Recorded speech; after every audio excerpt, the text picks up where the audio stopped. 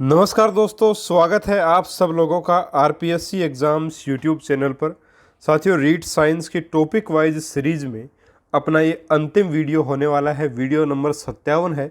और साथियों, 57 वीडियो में पूरी साइंस के टॉपिक वाइज प्रश्न अपन कंप्लीट करेंगे। आज प्राकृतिक संसाधन का आज का टॉपिक रहेगा, जिसमें 42 महत्वपूर्ण प्रश्नों को इस वीडियो में देखने वाले हैं। तो निश्चित ही एक बेहतरीन सीरीज साबित हुई है उन बच्चों के लिए जिन्होंने शुरू से लेकर अंत तक इस सीरीज को फॉलो किया है। निश्चित ही उनको लाभ मिलेगा परीक्षा में भी। इसके अलावा साथियों, प्री रीड 3 का रजिस्ट्रेशन जरूर करें। 23 अगस्त को अपना एग्ज़ाम होना है। डिस्क्रिप्शन बॉक्स में एप्लीकेशन का लिंक दिया गया है, वहां जाकर के आप उसको ले सकते हैं।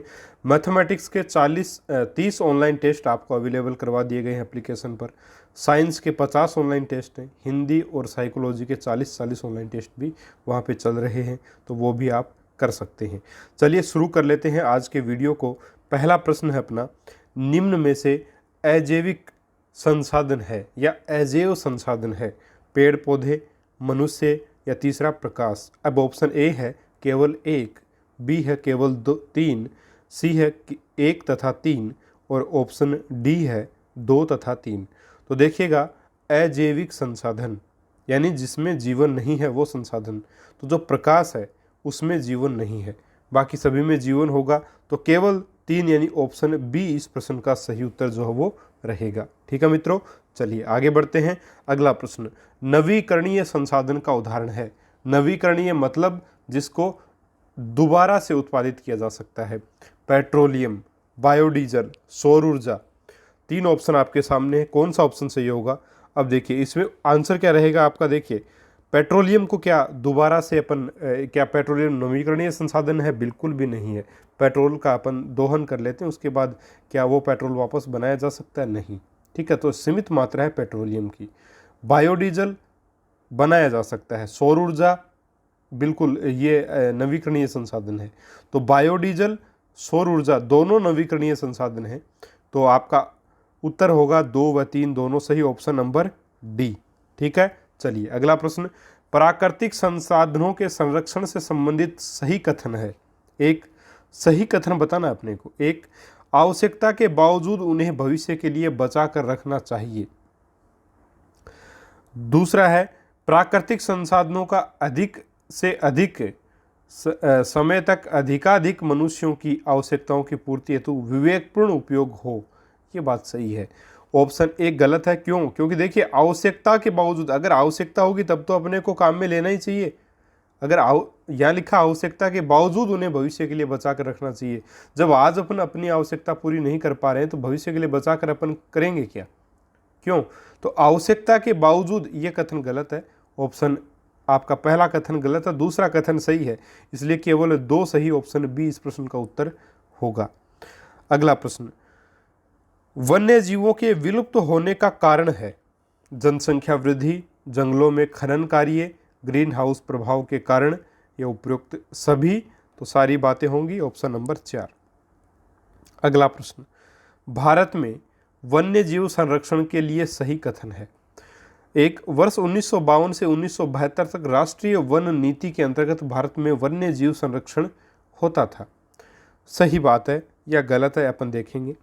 दूसरा है, वन्य जीवों की सुरक्षा के लिए 1972 में वन्य जीव सुरक्षा अधिनियम बनाया गया, जो वर्तमान में भी कार्यरत है। तो देखिए, दोनों बातें बिल्कुल सही हैं। तो ऑप्शन सी यहाँ पे आपका उत्तर हो जाएगा। अगला प्रश्न IUNC का गठन कब हुआ था? IUNC यानी international union for conservation of nature. ठीक है, तो इसका जो गठन हुआ IUCN का जो गठन हुआ साथियों, वो आपका कब हुआ था? 1948। ऑप्शन एक सही होगा। अगला प्रश्न निम्न में से सही है। देखिए साथियों, ये टॉपिक नया जुड़ा है प्राकृतिक संसाधन, तो निश्चित प्रश्न मिलेगा इसमें से। और ये प्रश्न जो है वो राजस्थान बोर्ड और NCERT की किताबों से बनाए गए, तो यहाँ से भी प्रश्न बन सकता है। निम्न में से सही है, विलुप्त जातियां वे जातियां जो संसार से विलुप्त हो गई हैं। बिल्कुल ठीक बात है। संकटग्रस्त जातियां वे जातियां जिनके संरक्षण के उपाय नहीं किए गए तो निकट भविष्य में समाप्त हो जाएंगी। ये भी सही बात है, उनके ऊपर संकट आया हुआ है। दुर्लभ जातियां, यह वे जातियां हैं जिनकी संख्या विश्व में बहुत कम है तथा निकट भविष्य में संकटग्रस्त हो सकती हैं। तो ऑप्शन नंबर 4 ही सही होगा, सारी बातें ठीक हैं। अगला प्रश्न, हिमालय भालू तथा विशाल पांडे किस श्रेणी के जीव हैं? विलुप्त जातियां, संकटग्रस्त जातियां, दुर्लभ जातियां, सभेद्य जातियां। तो साथियों ये आपकी रहेंगी दुर्लभ जातियां। हिमालय भालू और विशाल पांडे जो हैं वो दुर्लभ प्रजातियों के अंतर्गत आए हुए हैं, अपने संकटग्रस्त में और विलुप्त में अभी नहीं है, दुर्लभ में है। ठीक है। सभेद्य जातियां क्या होती हैं? ऐसी जातियां जो शीघ्र ही संकटग्रस्त की होने की स्थिति में है, वो सभेद्य जातियां होती है। दुर्लभ और सभेद्य में बहुत फर्क, तो बहुत ही कम फर्क है। सभेद्य जो बहुत शीघ्र ही होने वाली है संकटग्रस्त, और दुर्लभ जो अभी संकटग्रस्त हुई नहीं है लेकिन अगर उनको बचाया नहीं गया तो हो सकती हैं। ठीक है, तो ये फर्क है, डिफरेंस है थोड़ा सा। तो ऑप्शन 3 यहाँ पे आपका उत्तर जो वो रहेगा। अगला प्रश्न, बांदीपुर राष्ट्रीय उद्यान कहाँ स्थित है?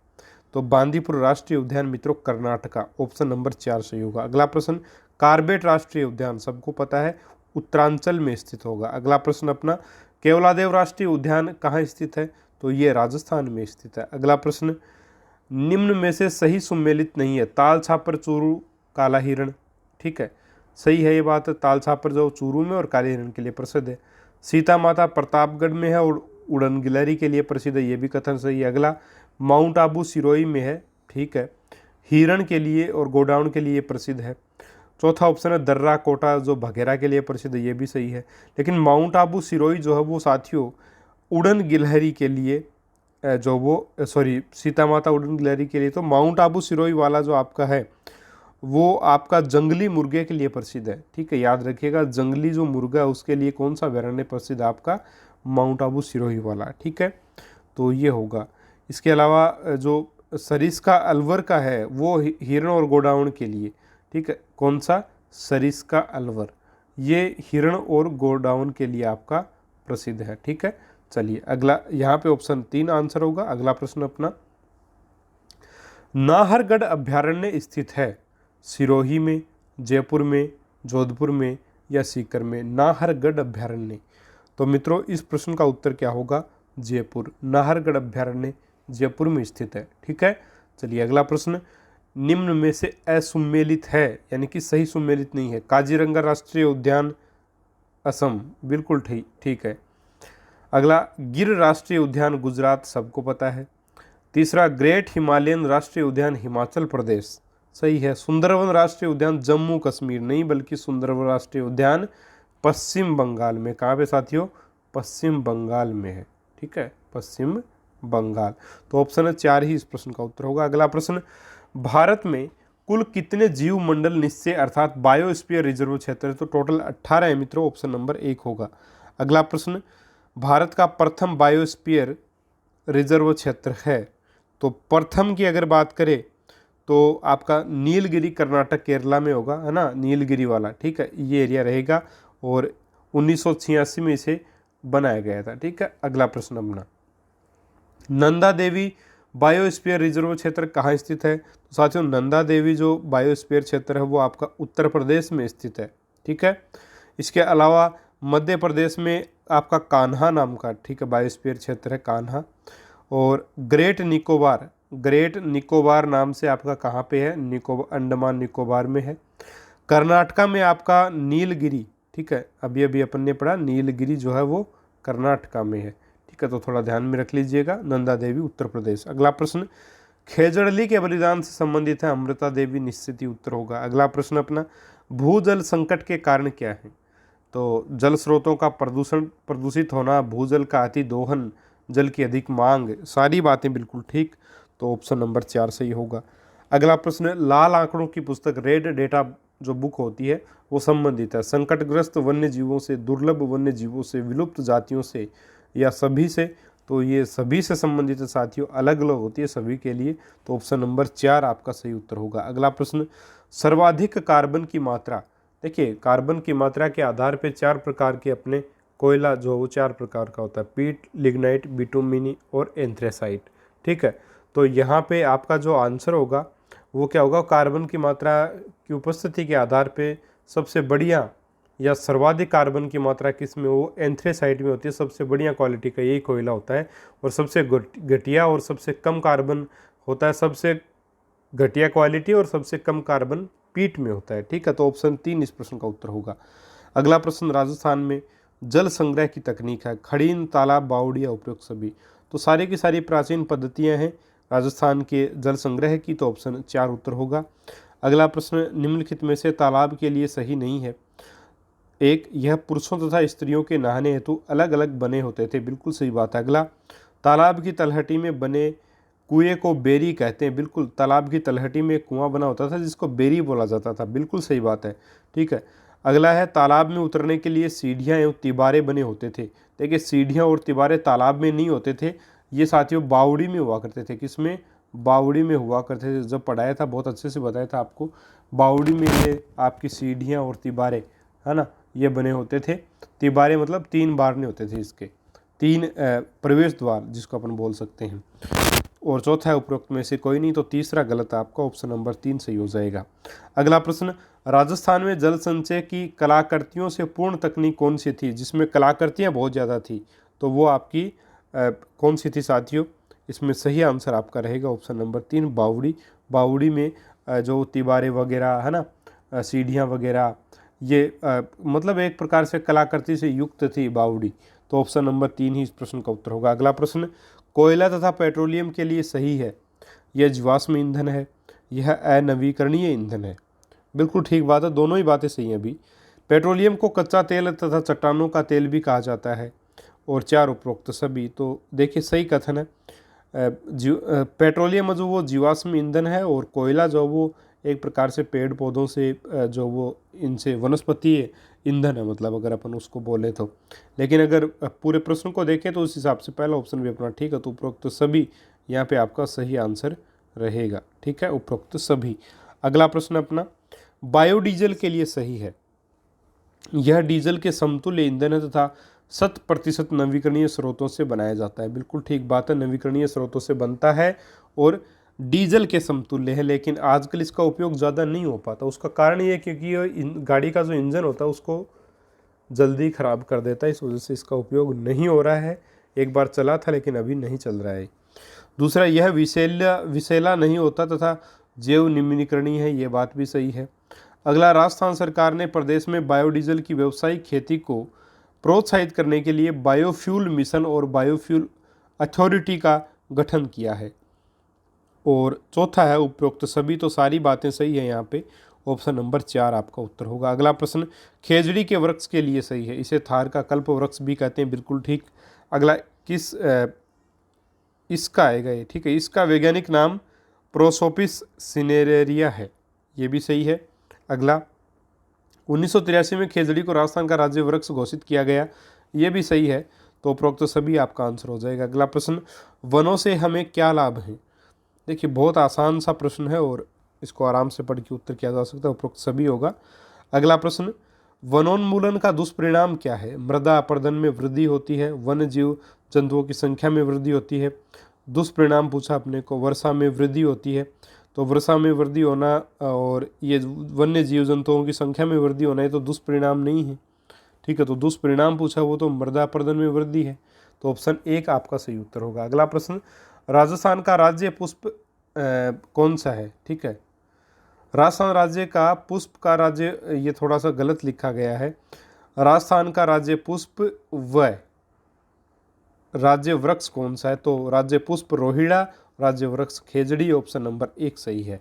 ठीक है, अगला प्रश्न, पशुधन श्रेणी में राजस्थान का राज्य पशु, देखिए वन्य जीव श्रेणी में चिनकारा है, पशुधन श्रेणी में आपका ऊंट है। 2014 में इसको घोषित किया गया। ठीक है, चिनकारा वन्य जीव श्रेणी का है, जबकि पशुधन श्रेणी का राज्य पशु आपका ऊंट होगा। अगला प्रश्न, वायु, ठीक है, वायु के घटकों के लिए असुमेलित है। नाइट्रोजन 78%, बिल्कुल ठीक। ऑक्सीजन 21%, बिल्कुल ठीक। कार्बन डाइऑक्साइड 0.97%, नहीं, ये 0.97% नहीं है, बल्कि कितना होगा, CO2 जो है वो आपका 0.03% होगा। ऑप्शन नंबर आपका 3 सही होगा यहाँ पे, ये सही नहीं है। अगला प्रश्न, मृदा के प्रकार हैं, बलुई मृदा, मृणमय मृदा, दोमटी मृदा, उपरोक्त सभी सारे ही हैं।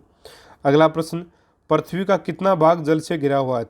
3/4 भाग माना जाता है, यानी 75, लगभग 70% या 75% हिस्सा जल से घिरा हुआ माना जाता है, तो ऑप्शन 1 होगा।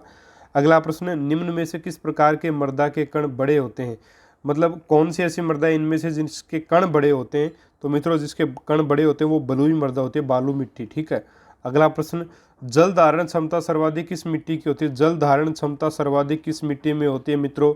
तो जल धारण की क्षमता सर्वाधिक अगर पूछी जाए तो वो होगी मृणमय मृदा में, क्योंकि इसके कण जो होते हैं बारीक होते हैं। बिल्कुल कैसे कण होते हैं?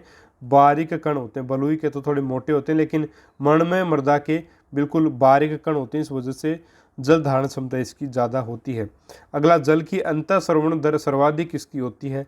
अंतः स्रवण दर अगर पूछ ले तो आपकी बलुई मृदा की होगी, क्योंकि इस मृदा के कण क्या होते हैं? बड़े होते हैं, जिससे कम अंतः स्रवण और जो अधिक बलुई मृदा के कण क्या होंगी? मिट्टी की बड़े होंगी, इस वजह से अंतः स्रवण की दर इसमें सर्वाधिक होगी।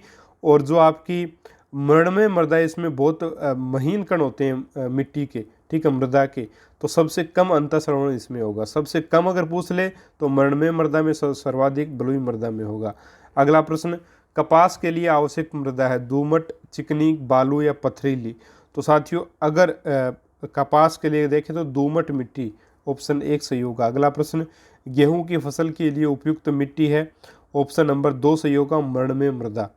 अगला प्रश्न, शैल कणों के अतिरिक्त मृदा में होते हैं वायु तथा जल, जल और पादप, खनिज, जैव पदार्थ, वायु और जल। चौथा है जल, वायु और पादप और जैव पदार्थ। तो यहाँ पे आपका देखिए सही होगा खनिज, जैव पदार्थ, वायु और जल। ऑप्शन नंबर 3 आपका उत्तर होगा। अगला प्रश्न, विश्व जल दिवस कब मनाया जाता है? विश्व जल दिवस की अगर बात की जाए तो विश्व जल दिवस 22 मार्च को मनाया जाता है। ऑप्शन 1 होगा। अगला प्रश्न, सही विषय विकल्प का चयन कीजिए। 1, विश्व की सभी झीलों और नदियों में जल की कुल मात्रा नियत रहती है। सही कथन पूछा अपने को, तो नियत नहीं रहती है साथियों, कम होती बढ़ती रहती है। दूसरा, भूमिगत जल की कुल मात्रा नियत रहती है, ऐसा भी नहीं है, अभी कम हो गई है मात्रा।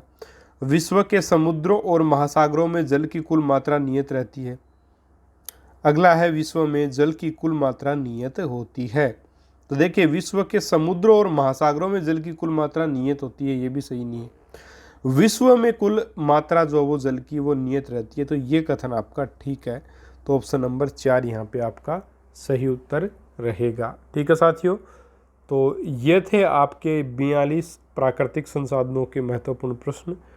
उम्मीद करूँगा कि आपको ये प्रश्न पसंद आए होंगे, और अब बहुत जल्दी आपको केमिस्ट्री की भी टॉपिक वाइज प्रश्नों की PDF जो है वो हमारे एप्लीकेशन और इंस्टा मोजो स्टोर पे अवेलेबल करवा दिए जाएंगे।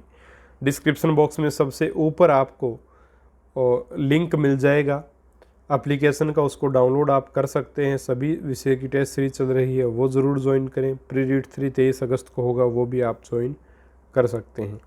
ठीक है, और उसमें इंग्लिश लैंग्वेज फर्स्ट और हिंदी लैंग्वेज सेकंड वाला ऑप्शन भी शामिल कर दिया गया है। ठीक है साथियों, चलिए मिलेंगे अपन अगले वीडियो में किसी और विषय के मॉडल पेपर के साथ। तब तक के लिए नमस्कार, जय हिंद, जय भारत।